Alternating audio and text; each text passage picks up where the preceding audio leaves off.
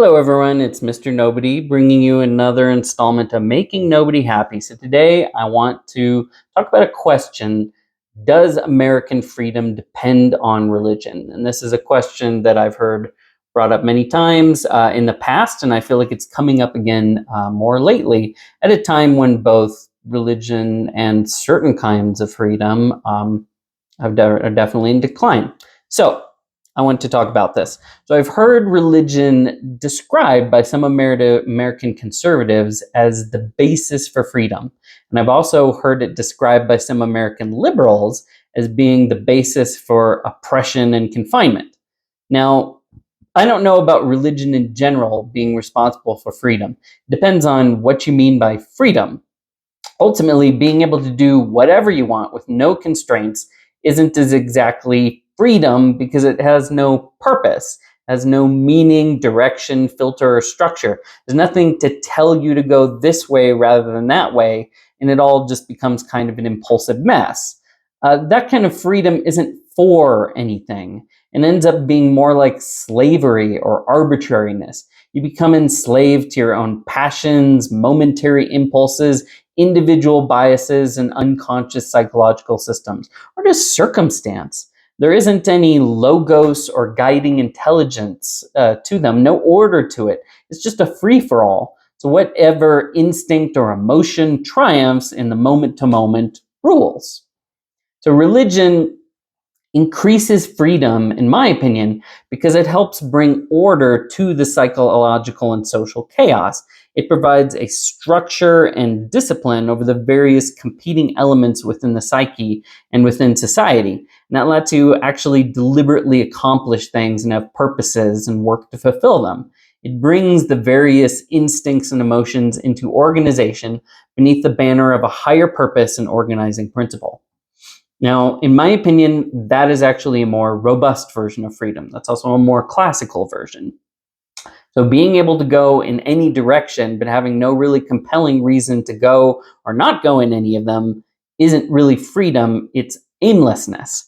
Real freedom is purposive. It's the ability to reach a desired destination or state, or at least proceed toward it. And I think that's why people like Jocko Willink say that discipline is freedom, because it's by constraining our systems and passions and capabilities according to a purpose that we bring all of our warring elements into a coherent order that lets us actually proceed towards complex, multi-layered goals. And he's hardly the first person to make that argument. People have been making it for thousands of years. Our modern conception of freedom is probably most dependent on Judaism and Christianity, with a dash of Socrates and his disciples, because they focus so much on individual responsibility and individual agency. So the two go together, they're functions of one another. If you have no individual responsibility, then you can hardly have freedom because you have no role in your own actions and choices. If you are to have individual freedom, then you become responsible for your actions. If you're responsible for your actions, then you have freedom. However, it may be confined. You can't separate those two, they're inextricable.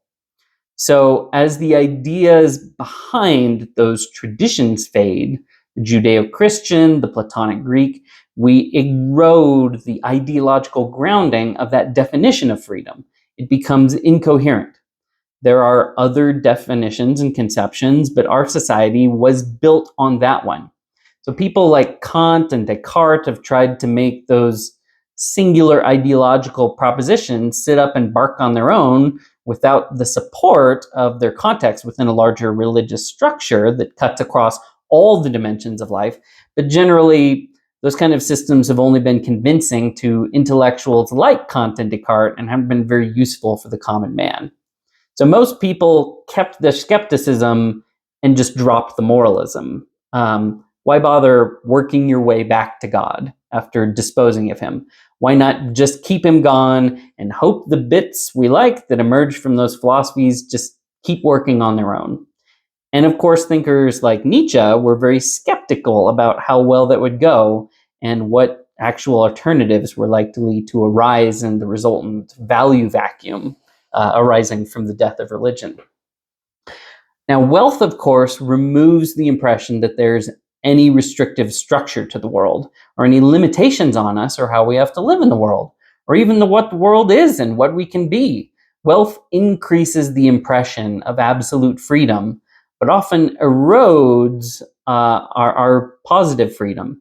It also erodes our willingness to listen to the universe and adapt to it rather than declaim to it and make demands of it. That's why it's said that it's easier for a camel to fit through the eye of a needle than for a rich man to enter the kingdom of heaven. Being rich makes you feel like God, like you can do anything and order the universe and your own life just as you see fit. You don't need anything outside of yourself and your wealth, the source of your power. So religion is fundamentally about learning what the nature of the world and ourselves are, what our capabilities are, and what our limitations are, and figuring out how to proceed toward a desired vision of ourselves and the world based on those constraints. It's about learning, acceptance, discipline, and action. It's about adaptation, fundamentally. But if you're rich, you might not feel any need to adapt. You can adapt the world to yourself like a little deity. So, in that sense, people don't become less religious, their religion just becomes smaller and more inward turned. It's no longer, the religion isn't any longer as big as the world and as long as time. It's as small as themselves and as short as their own life and its prejudice, interests, and desires. It's a tiny cosmology, and the gods that rule it live within each person's heart. And that's one reason why some legal and social freedoms we have enjoyed in the past may begin to erode. When each person has become a god unto themselves, or rather an entire competing pantheon of gods within themselves, that can create some serious conflicts. It might even remind us and disturb us as we knock into one another that our divine rule isn't as absolute and unconstrained as we would like, that there's competition that crashes up against us and contradicts us and pushes back on our authority and security. And we very much don't want to be pushed back into a game of adaptation and selection, because we might discover that we could be selected against and judged by God, by the universe, by evolution, by the human genome, by history, whatever you want to call it. We certainly can't let anyone call into question the fact of our own security as the chosen and blessed and divine ones. And I have to agree with Norm Macdonald and many others that there really is no such thing as a truly non-religious or atheistic person. We all have religion by nature. We have an ideological and value structure. We have direction and purpose and meaning of some kind. That's what it is to be human. The question is simply, at what level of extension does that authority and meaning preside? At some universal, eternal level, or at some small, personal, and temporal level? So for many people, secure in their own wealth and their own divinity, the answer to the question, does divinity reside at that universal eternal level, is just no. So with that kind of universal God having been disposed of, authority simply descends down the metaphysical ladder a few steps to the nearest similar entity. So technology and wealth have eroded our belief in the authority and power of individual natural forces, the domains of the pagan gods, and they've allowed us to seize control of these domains and our destinies. We no longer fear worship or are controlled by them. So the most logical inheritor of moral and ideological and teleological authority, the definition of purpose and meaning, is ourselves, humans. We're the closest things to gods around here, which is exactly what Nietzsche observed. We're God now by process of elimination and inheritance. Now, how this affects freedom, especially freedom of speech, isn't obvious. To some degree, it's necessary to control other people to maintain our individual godhood or the appearance of our godhood. If there really are people who genuinely disagree with us, after all, who don't or won't conform to our vision of what our godhood means and how it should be exercised, that could be a massive threat to us. And the resurrection or survival of the previous dead gods is just as big a threat because their claims are in direct competition with our own divinity. So I think there's a lot of pressure to maintain some kind of social solidarity and uniformity in maintaining the illusion in society that everyone wants the same thing and thinks and acts the same, and all their individual religions have the same aims, means, natures, and outcomes. After all, in a truly relativistic environment, indifference and autonomy are only one possible outcome. With individuals as the only true divinities and no universal authority, what's to prevent you from seeing everyone else as direct competition and deciding that it's perfectly within your own interest to dominate and destroy them? You don't have any other claim other than your own authority to do so. No one has any claim greater than their personal preference and authority to disagree.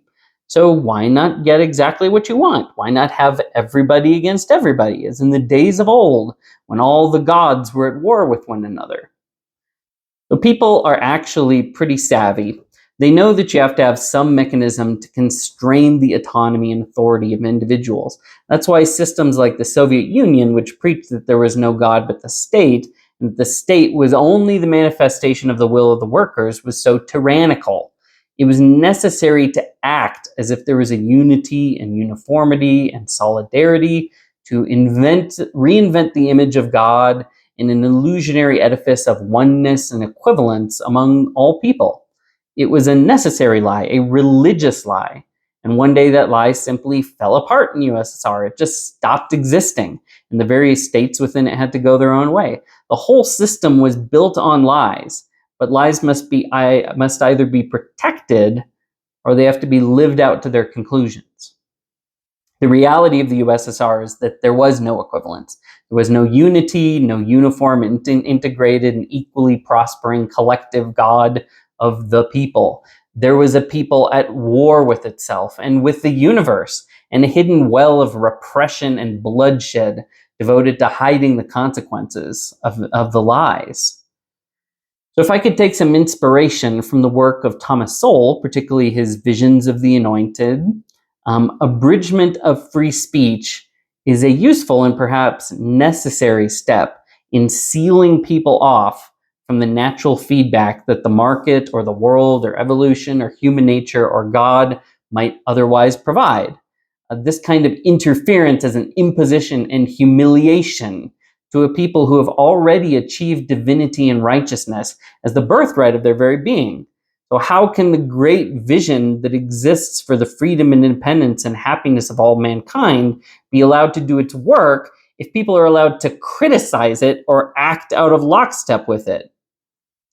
In this case, the wisdom of the anointed must silence the complaints, the opinions, and the rebellion of the rabble. Their ravings are not merely divisive and distracting, they're destructive to the great work and actively harmful and humiliating offenses against the divinity of the anointed. To invoke any higher claim or argument is, after all, to denigrate individual humanity itself, or the state or the favored ideology, as something less than the limit of all morality and meaning. That's why there's no room for these arguments in the glorious utopia. That's why freedom of speech is the first thing that has to go on Olympus, lest the gods' ears be tweaked by intolerant and disrespectful commentary. Now, we aren't anywhere near that kind of state yet here in the US, but the lesson of history is that there's also nothing really preventing us from heading there. Plenty of countries have changed, plenty have made terrible mistakes, often in the service of their own best desires and ideals. There's nothing to say that the freedoms and prosperity we enjoy are simply owed to us by the universe as part of our divine right and could never be lost. They're contingent. We gained them, so we can lose them. Not all in a day. That's not how it usually happens. For us Americans, there's a greater danger than to some people because freedom is so much of who we are and what our country and its identity is based on. Our system is much less able to survive without freedom and what truly preserves it because our world, our country, is much more dependent on it. it's not clear what we will be or what will define us or hold us together if we lose the love of freedom. Russia has its own racial solidarity and oligarchical traditions to fall back on. We don't have that. We're a racially diverse and divergent people united primarily by a desire for freedom. So, who will we be if we're no longer the land of the free? That's all for today.